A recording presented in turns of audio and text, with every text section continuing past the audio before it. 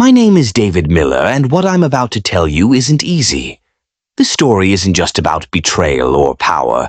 It's about how my wife Emma and I stood against a man who thought he was untouchable. It began with a single message at 2:47 a.m.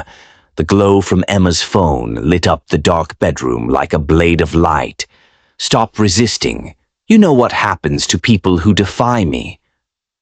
The sender was Marcus Sterling, Emma's boss and the man who owned half the city. Emma shifted in her sleep, a quiet sigh escaping her lips, as if her body knew even in dreams that something was wrong. My hand shook as I placed her phone back on the nightstand, trying to arrange it exactly as it had been. 11 words, but they echoed through me like a curse. I lay awake until morning, those words burning themselves into my skull. You have to understand who Marcus Sterling was. His father had built Sterling Enterprises from scratch, but Marcus transformed it into an empire. He wasn't just rich, he was feared. Politicians clinked glasses with him, judges attended his galas, and even police chiefs lowered their voices when they spoke his name. In this city, Marcus wasn't just a businessman, he was a king. Emma had joined his company 5 years ago. Back then, we still believed in hard work, in corporate ladders and promises of the American dream. She rose from junior marketer to senior director in record time, each promotion proof of her talent. I was proud of her. Watching her career blossom felt like watching a flower finally reach the sunlight. But flowers in Marcus Sterling's garden had a way of wilting. I didn't see the signs, or maybe I chose not to. Late nights grew later. Weekend conferences multiplied. And her smile, her beautiful, genuine smile, started to look painted on. Some mornings I'd catch her staring through the kitchen window, coffee cooling in her hands, eyes focused on nothing at all. The morning after that text, Emma made pancakes shaped like hearts, just like she did back in college. She hummed our wedding song as she flipped them, an old Etta James tune about devotion. But when she turned toward me, plate in hand, I saw them. Bruises on her wrist, dark and storm-colored. "Tennis injury," she said quickly, tugging her sleeve down when she noticed my stare. She hadn't played tennis in 3 years, but I nodded anyway. We ate in silence, the pancakes turning to sawdust in my mouth. Something inside me cracked that morning. I run a small accounting firm downtown. Nothing impressive, just me and 2 employees in a cramped office. That day, the spreadsheets blurred on the screen. All I could see was that message. By noon, I had decided. I was going to find out the truth. At lunch, I drove across town to Emma's office, carrying her favorite Thai food. The Sterling Enterprises tower rose like a glass dagger, sharp edges and cold reflections. Inside, the lobby swallowed me in silence, designed to make men like me feel small. Marcus liked his visitors to know their place. The receptionist, a young woman named Grace, looked at me with something close to pity. "Mrs. Miller is in a meeting with Mr. Sterling," she said, her voice heavy on his name. "Closed door. Been in there 2 hours already." I left the food with Grace and walked back to my car, but something made me turn. Through the lobby's glass walls, I could see the high conference room, 40 stories above. 2 figures moved inside, Emma and Marcus. Even from that distance, his posture was predatory, circling her like a shark. That evening, Emma came home brittle, not broken but fragile, like glass heated too fast and cooled too quickly. She went straight to our bedroom and locked the door. In 12 years of marriage, she'd never done that. The shower ran for an hour, so hot the mirror stayed fogged long after she emerged. We sat down to dinner, but she only pushed food around her plate. When I asked about her day, she flinched. Actually flinched at my voice. "Just tired," she whispered. Her fingers brushed her wrist unconsciously, right where I'd seen the bruises. That night, I lay awake while she curled on her side of the bed. The space between us felt like an ocean. I wanted to cross it, to hold her, but how could I promise everything would be okay when I didn't even know what was wrong? 3 days passed in this purgatory. She wore only long sleeves despite the warm September weather. Her phone was always face down, its password changed. She jumped at every vibration, every buzz. Then Thursday came, the day my denial ended. I came home early with a migraine and found her in our home office, the door slightly ajar. She was on a video call, and on the screen was Marcus Sterling. His face filled her laptop, eyes locked on her with predatory hunger. "You have until Monday," he said, smooth as poison. "Either you come to my penthouse willingly, or I destroy everything." Emma's shoulders trembled. She turned her face slightly as if hiding tears. "Please," she whispered. "I have a husband who loves me, a daughter who needs me. Please don't do this." Marcus laughed, a sound like glass shattering. "Your husband's pathetic accounting firm survives on my referrals. Your daughter Lily goes to Preston Academy. I'm on the board. One word from me and she's expelled. Your mortgage, your insurance, every bill you pay. It all runs through companies I own. You belong to me, Emma." I must have made a sound because Emma's head snapped toward the door. Her eyes widened in terror. She slammed the laptop shut, jumped to her feet. We stared at each other, separated not by a room but by a chasm of fear. "How long?" I asked, my voice barely a whisper. Her face crumpled and she collapsed to her knees. 3 months, she sobbed. 3 months of hell. I couldn't tell you. He said he'd destroy you if I did. I rushed to her, pulled her into my arms and felt her body shake as fear poured out of her. She told me everything. The threats, the touches, the cage Marcus had built around our lives. She had been protecting me, suffering alone to keep me safe. But here's the truth about traps. They can catch the hunter, too. As Emma cried in my arms, something cold and sharp settled inside me. Marcus Sterling thought he was an apex predator. He had no idea he'd just provoked something he couldn't control. That night, long after Emma cried herself to sleep, I sat alone at the kitchen table. The house was silent except for the hum of the refrigerator, but inside me there was a storm. I pulled out a yellow legal pad and began writing everything Emma had confessed. Each threat, each incident, every time Marcus had cornered her, it all went down on paper. By dawn, I had 20 pages of notes, a timeline of Marcus Sterling's escalating obsession. Emma woke to find me still there, surrounded by coffee cups and crumpled sheets of paper. Her eyes were swollen, her face pale. "What are you doing?" she asked, her voice so small it almost broke me. "I'm figuring out how to destroy Marcus Sterling," I said. And for the first time in weeks, I meant every word. At first, she tried to stop me. She begged me not to fight him, not to risk our family. But what she didn't realize was that Marcus had already made himself vulnerable. Every threat, every message, every abuse of power, it was evidence. Evidence that even his money and connections couldn't erase. I started with her phone. While Emma showered, I installed a recovery app that could pull back deleted texts. What I found made my stomach turn. Hundreds of messages from Marcus. Some were manipulative. "You wore that blue dress to tease me." Others were sinister. "Stop pretending you don't want this." And some were simply vile. "Your body betrays what your mouth denies." But there was something else. Names. Other women.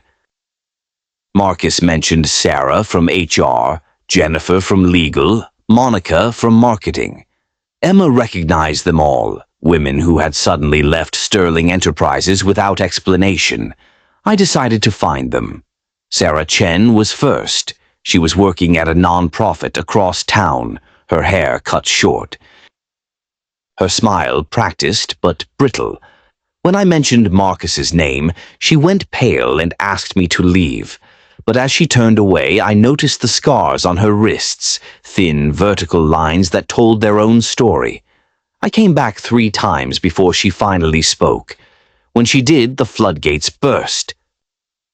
Marcus had cornered her in a supply closet during her first month, his hands everywhere, his breath heavy with whiskey. She reported it to HR the next day.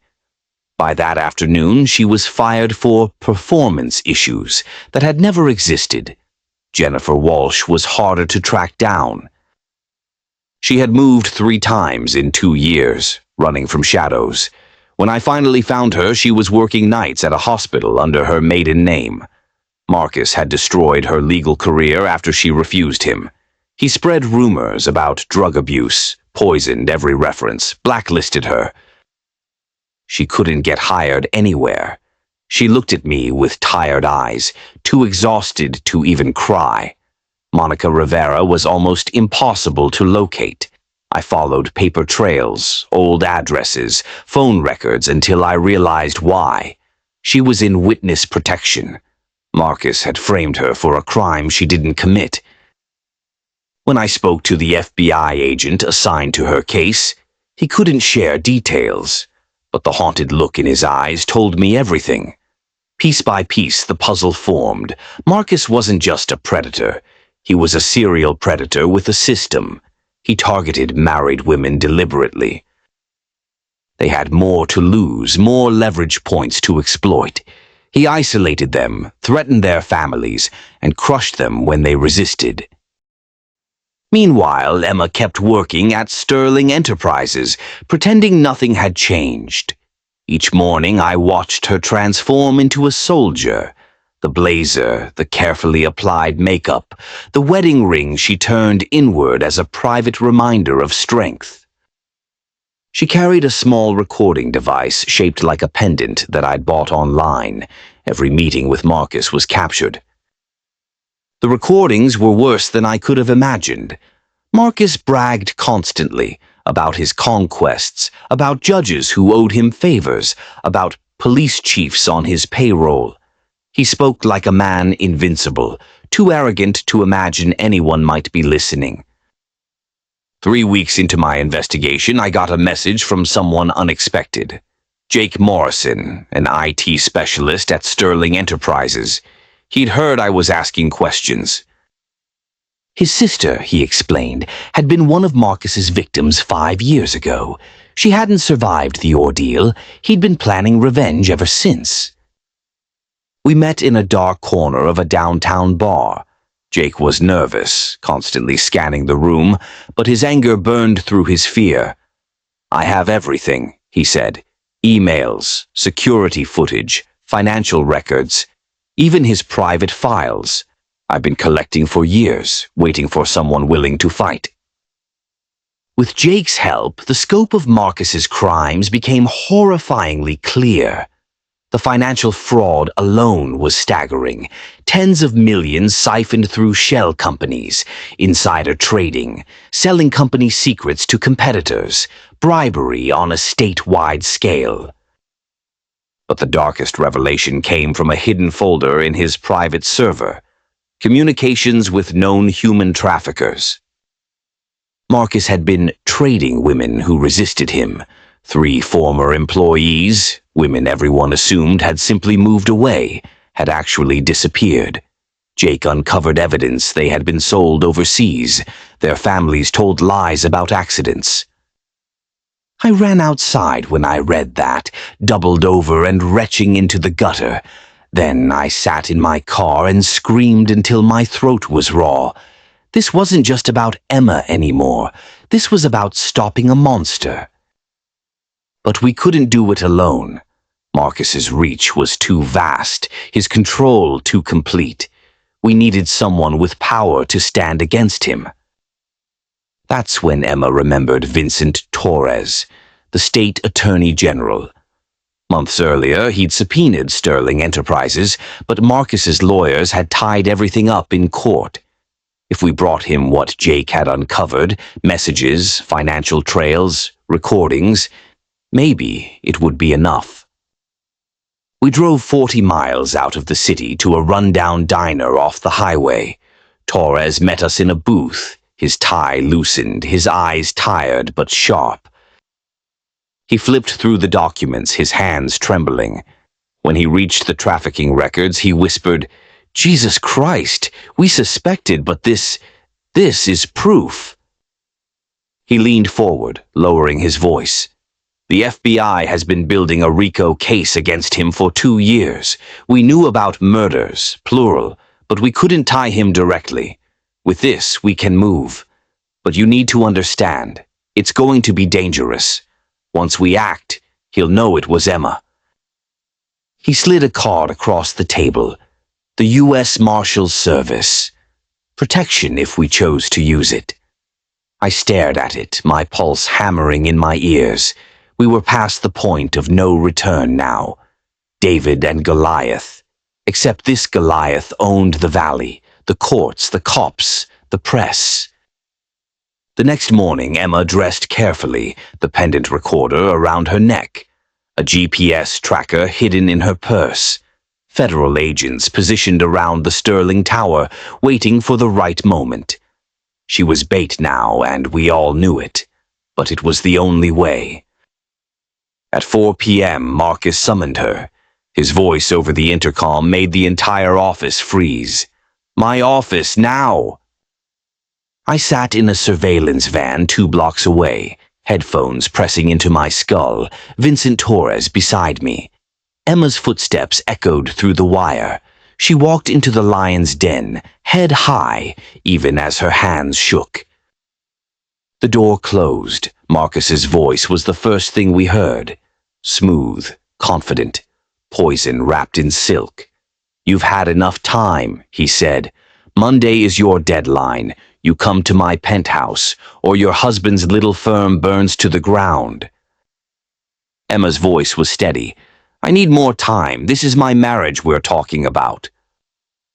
Marcus laughed, the sound like bones snapping. "Your marriage ended the moment I decided I wanted you." And then he leaned closer. "If you don't come to me, accidents will happen. Fires. Your husband works late sometimes, doesn't he?" I felt my nails digging crescents into my palms. Torres shot me a look, but I couldn't move. Not yet. Marcus wasn't finished. He pulled out his phone, showing Emma something that made her gasp. "Live feed from your daughter's school," he said casually. "Lily's in chemistry class right now. See that man in the janitor's uniform? One text from me and she disappears." The air in the van went cold. My stomach dropped. For the first time, I truly understood the kind of monster we were facing. And I also knew this. Marcus Sterling had just made his biggest mistake. The moment Marcus threatened Lily, everything changed. Even through the wire, I felt the shift, like the air itself had gone sharp. In the surveillance van, Vincent Torres was already on the radio, his voice clipped and urgent, sending agents to the school. But I wasn't listening. My mind was filled with one thought. My little girl was in danger. "We're moving in," Torres said firmly, signaling the team. But before he finished, I was out of the van, sprinting towards Sterling Enterprises like a man possessed. Behind me, agents shouted, but I couldn't stop. The image of that live feed, Lily sitting in chemistry class while a predator in a janitor's uniform stood watch, burned into me like fire. 2 agents caught me at the entrance, holding me back as I thrashed like a wild animal. Inside Marcus's office, Emma's voice came through the wire. At first, silence. Then her tone shifted. No longer trembling, no longer begging. Cold, metallic, deadly. "You just made a mistake, Marcus," she said. Marcus laughed, but this time there was an edge of uncertainty. Empty threats from an empty woman. You can hurt me, Emma continued, her voice steady. You can threaten my husband, but you just threatened my child. And that's the line you should never have crossed. For the first time, Marcus didn't sound amused. You're lying, he hissed. Emma didn't flinch. I've been recording you for weeks. Every word, every threat, every disgusting proposition. The pendant, the watch, the pen, even my glasses. 4 devices, 4 recordings. The FBI has been listening to everything, including what you just said about my daughter. The silence on the line was heavy. Then came a crash, Marcus sweeping everything off his desk in fury. His snarl was animalistic. You stupid bitch, footsteps thundered, closing in on Emma. Go, go, go, Torres barked, and agents swarmed the building. I'll never forget the sound of 40 agents moving in unison. Boots on marble, radios crackling, weapons drawn. They hit the stairs and elevators simultaneously, storming toward the 40th floor. It was a violent ballet, 3 minutes long, but those 3 minutes felt like eternity. Through Emma's wire, I heard the struggle, Marcus's growl, Emma's gasp of pain, glass shattering. Then Marcus's voice, ragged with rage. If I'm going down, you're coming with me. The sound of scraping against the floor. He was dragging her toward the massive floor-to-ceiling windows. The office door exploded inward, agents using a battering ram. Shouts filled the air. FBI, release her now. Chaos followed, barked orders, the scuffle of shoes, Emma's voice piercing through the chaos. He's got a gun. Then a single gunshot, loud, deafening, the kind of sound that freezes time. The wire went dead silent. I broke free of the agents holding me and dove into the elevator, punching the 40th floor button again and again. My chest was on fire, my heart pounding so hard I thought it might burst. Each floor felt like a year. When the doors opened, the scene was carnage. Agents filled the hallway, radios buzzing, voices tense. The marble floor inside Marcus's office was streaked with blood. My legs nearly gave out, until I saw her. Emma was sitting against the wall, blouse torn, a cut bleeding down her forehead. But she was alive, gloriously, beautifully alive. When our eyes met, she broke down in sobs, tears of relief streaming down her face. On the other side of the room, 6 agents had Marcus pinned face down. His wrists were cuffed, his expensive suit smeared with his own blood from a cut on his cheek. The gun lay near the shattered window, a bullet hole marking the ceiling above. Later, an agent told me Emma had saved herself in that instant. As Marcus pulled the trigger, she had slammed her knee into his groin, forcing his aim upward. Your wife's got combat instincts, the agent said, with something close to admiration. They dragged Marcus to his feet. Even in handcuffs, even with blood running down his face, he sneered. His eyes locked on Emma with venom. I own this city, he spat. You don't know what you've done. But Torres was already moving. As Marcus screamed, warrants were being executed across the city. Corrupt judges, bought cops, shady accountants, arrested. Trafficking rings busted, hidden accounts frozen. The empire Marcus had built on bones and fear collapsed in a single night. By the time we left the tower, Marcus's world was burning. We picked up Lily from school under heavy federal escort. She knew something was wrong. Teenagers always do. But we couldn't tell her the whole truth. That night, we stayed in a safe house. The 3 of us huddled together in one bed, just like when Lily was little. I listened to her breathing as she slept between us, and for the first time in weeks, I felt a fragile kind of peace. But Marcus wasn't done. The next morning, every headline screamed the same thing. Sterling Enterprises CEO arrested in federal trafficking probe. His mugshot was everywhere. The once immaculate billionaire, now in orange jail scrubs, his arrogance stripped away. Yet from his cell he struck back. His lawyers released a statement claiming Emma had seduced him, that she was unstable, that she was a disturbed woman seeking money. They released doctored photos, fabricated emails, a smear campaign designed to flip the story. The attack was brutal. Social media exploded. Death threats poured in. People called Emma a liar, a whore, a gold digger. We had to move safe houses twice in 3 days because our locations kept leaking. I thought Emma would collapse under the weight of it, but something incredible happened. Other women began to come forward. First, Sarah Chen, who went on national television showing her scars. Then Jennifer Walsh, releasing her own recordings, Marcus's voice unmistakable.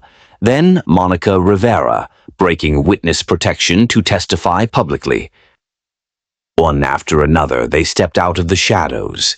Their courage became a tidal wave, and for the first time, Emma wasn't standing alone. The more Marcus's lawyers tried to smear her, the more the truth grew louder. And deep down, I knew this was only the beginning. Marcus Sterling wasn't finished fighting, but neither were we. The trial of Marcus Sterling began on a cold Monday morning in March. The courthouse was swarmed with reporters, cameras flashing like lightning, journalists shouting questions we ignored. Inside, the atmosphere was thick with anticipation. Everyone wanted to see the mighty fall. Marcus entered in shackles. I almost didn't recognize him. His perfect hair was overgrown, his tailored suits replaced with an orange jumpsuit. He looked smaller, older, like a predator stripped of its fangs. But when his eyes found Emma in the front row, that familiar hatred sparked again. He leaned forward and hissed, "I'll destroy you." The bailiff shoved him back. The prosecutor, Catherine Wells, was sharp and unrelenting. On the very first day, she played recordings from Marcus's private server, trophies he had kept of his victims. The courtroom was cleared of press, but the jury saw everything. Some cried. One juror had to leave the room to vomit. The horror was undeniable. On the third day, Emma took the stand. She wore the same blue dress she had once feared to wear to work. Now it was armor. Her voice was steady as she described each assault, each threat, every degrading moment Marcus had forced on her. The defense tried to rattle her, questioning her clothes, her behavior. She didn't flinch. "Nothing I wore," she said firmly, "gave him permission to touch me." Her words hit like thunder. Even the court stenographer paused, blinking away tears. Next came Sarah Chen. She rolled up her sleeves and showed the scars Marcus had driven her to carve into her own wrists. "He tried to break me," she said, staring Marcus down. "But I'm still here, and I will watch you rot in prison." Marcus actually looked away, unable to meet her gaze. Jennifer Walsh followed, her voice trembling but her evidence strong.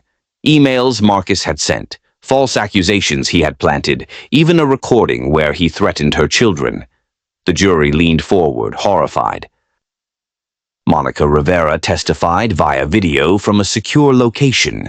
She told them how Marcus framed her for embezzlement when she refused him. "He said I could either be his whore or a federal prisoner. Those were my only choices." But the most devastating testimony came from Marcus's own people. His chief of security admitted to stalking women on his orders. His CFO revealed the shell companies, the payoffs, the murders ordered to protect his empire. A psychiatrist broke down in tears, confessing she had prescribed sedatives for Marcus to use on victims. He called them compliance medications, she sobbed. The defense scrambled. They painted Marcus as mentally ill, a victim of childhood trauma, even suggested Emma had seduced him, but every claim crumbled under the mountain of evidence. Finally, Marcus himself demanded to testify. Against his lawyer's advice, he walked to the stand with his old arrogance, convinced he could charm the jury. At first, he smiled, spoke smoothly, claiming the women had misunderstood. But under cross-examination, his mask shattered. "They wanted it," he sneered. "They all wanted it. They just pretended otherwise." When asked about the murders, he smiled. "Prove I gave the order." The jury recoiled as if a venomous snake had hissed at them. In that moment, Marcus Sterling wasn't a titan or a businessman. He was just a monster exposed in broad daylight.